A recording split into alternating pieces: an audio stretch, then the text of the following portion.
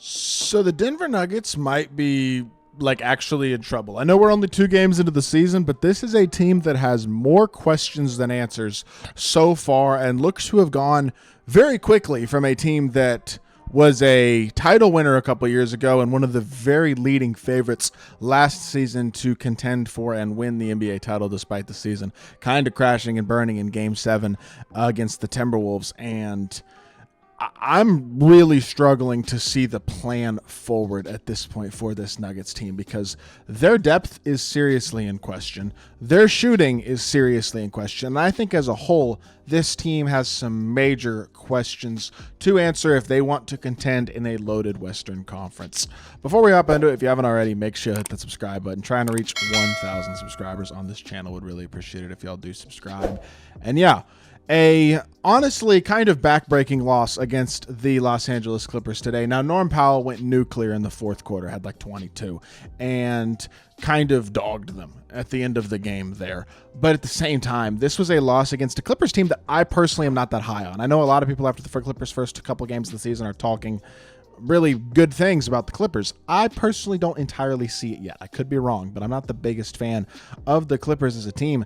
But this loss raised more questions for me about the Nuggets, and we'll start with some positive. Number one, Jokic is still maybe the best player in the world, probably the best player in the world. His passing is extraordinary. His scoring ability is incredible, and he is basically unstoppable on the interior still. Not to mention, I mean, he shot 7 of 12 from 3 in the game yesterday, 6 of 8 from the free throw line. Really efficient, really good, really impressive Jokic performance, and yet they still lost. Jamal Murray wasn't bad, and they still lost. It's just not looking good at this point for the Denver Nuggets, because in a game like this, when they actually get an exceptional Jokic performance and a very capable performance from Jamal Murray, who we'll get to in just a second, and still lose, that's just not a good sign whatsoever for this squad. So, number one, despite Jokic's incredibility, the Nuggets seem to lack a second star right now. Jamal Murray was really bad in the playoffs last year. He was really, really bad for Canada, I should say,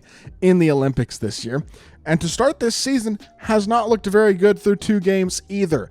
There are serious question marks about Jamal Murray's ability to perform as a borderline all-star caliber guard, and that's the player that they need him to be to contend. So, number one, your co-star, not looking great at all if you're a Nuggets fan. Number 2, Michael Porter Jr. still has not elevated his game, and at this point likely never will, and I know that is in large part due to the back injuries that he has suffered that have limited his mobility and athleticism compared to the player he once was. But if he's not shooting the 3-ball at a high level, you don't really have any truly exceptional plus shooters on the court. I mean, Jamal is still a good shooter, but he has certainly shown a lot of inconsistency. And if MPJ isn't shooting the ball at a crazy high level, you're not surrounding with Jokic with plus shooting at all, because nobody else on this roster is an elite level shooter. They're very reliant on guys like Aaron Gordon and Christian Brown and Peyton Watson and Julian Strawther, none of whom are truly top tier shooters.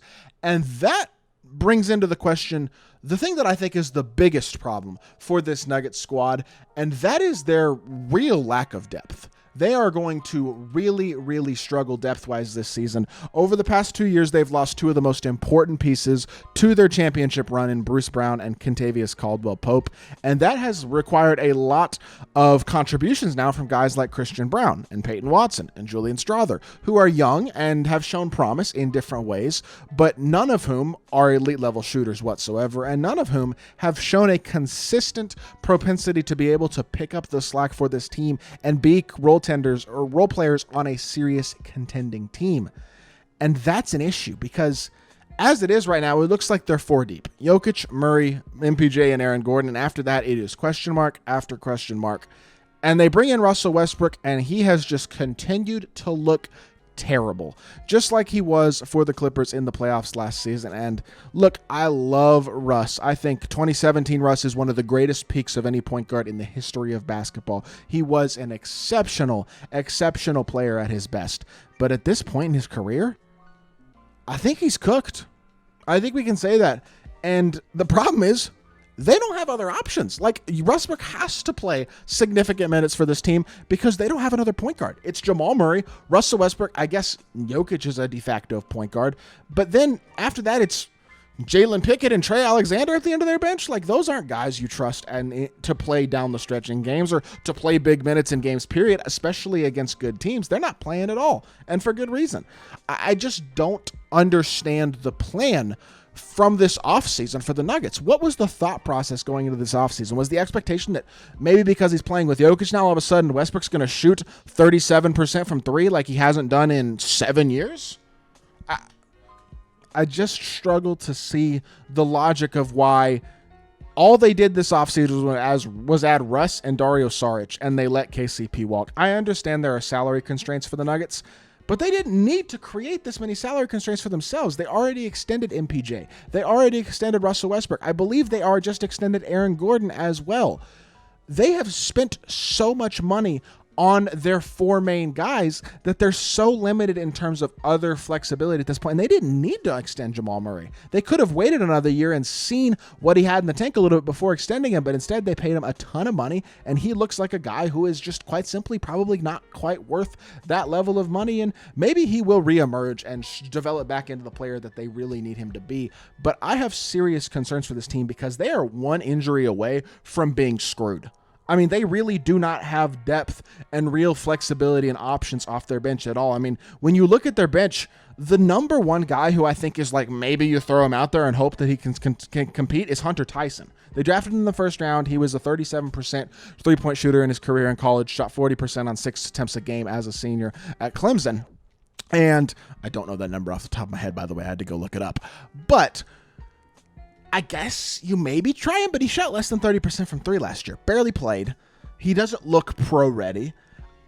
Who are the guys here? It's like the guys that they're relying on in Russ and Peyton Watson and Julian Strawther, who I think has to play a lot and has shown a real stroke in college, and I think will hopefully develop into a better shooter than he was as a rookie. I mean, in about 3 attempts a game, he shot less than 30% from three himself as a rookie.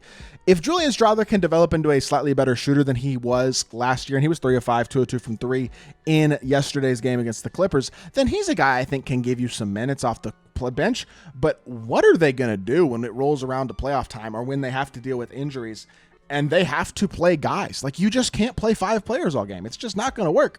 Christian Braun is a good defender. He's a hard-nosed player. He plays hard. He plays the right way. But he's not an elite shooter in his own right, and he's being asked to play huge minutes on this team now. He's a guy who's going to have to play mid-30 minutes a game. I don't like it. I just don't like it. This team has fallen off so much from just 2 years ago in terms of their depth, and I am really, really concerned about what the future holds for the Denver Nuggets because the West is amazing. I mean, you got teams like the Timberwolves, the Mavs, the Thunder, who are almost guaranteed, I think, to be the 1 seed. The Lakers have looked phenomenal at this point in the season. The Kings are feisty. The Suns looked great against the Mavs, and I think are going to be a surefire playoff team as well. The Pelicans, when healthy, are scary, and yes, DeJounte Murray just got hurt, and he's probably out for at least a month. But he'll be back, and I think the Pelicans will be very good in their own right. And that's not to mention other teams like the Spurs, who are up and coming, and a variety of other good squads in the West. I didn't even mention the Grizzlies, the Warriors. I mean, I'm like actually worried that the Nuggets are going to be one of those teams who's like fighting to stay out of the play-in. And if you're in the play-in in the West, good luck, because that means you're drawing Dallas, Minnesota, or Oklahoma City in the first round, in all likelihood. And that's if they make it through the plan. This is a team that has gone, in my mind, from I think they'll probably be the 4 seed to very quickly. Are they going to like be a 6-7? Like, well, what's the plan here? What's the strat? Especially with how good a team like the Lakers has looked so far and the success of some of these other teams in the West. I mean, the Grizzlies could very easily be a top 5 or 6 seed in their own right. I just am struggling to see the path to real contention in Denver, and they are so financially handicapped and in a not huge market with an owner who doesn't spend a ton of money and isn't going to go out here and pay the luxury tax. I don't know what the plan is. Maybe they work the buyout market. Maybe they get a trade. Maybe they figure some things out. But to this point, I am struggling to see the path forward to contention for the Nuggets, and that is honestly shocking to say from where we were even 6 months ago. I just would not have thought heading into the playoffs last season that 6 months later we'd be sitting here looking at a Nuggets team that looks on the borderline of being an afterthought in the Western Conference. It's shocking, and it's unfortunate for Nuggets fans out there, and I don't know what the path forward is right now. So that's going to do it for this video. I hope y'all did enjoy. If you did, make sure you hit that like button, leave a comment, and subscribe. I'll be back with more NBA content very, very soon. I appreciate y'all. Peace.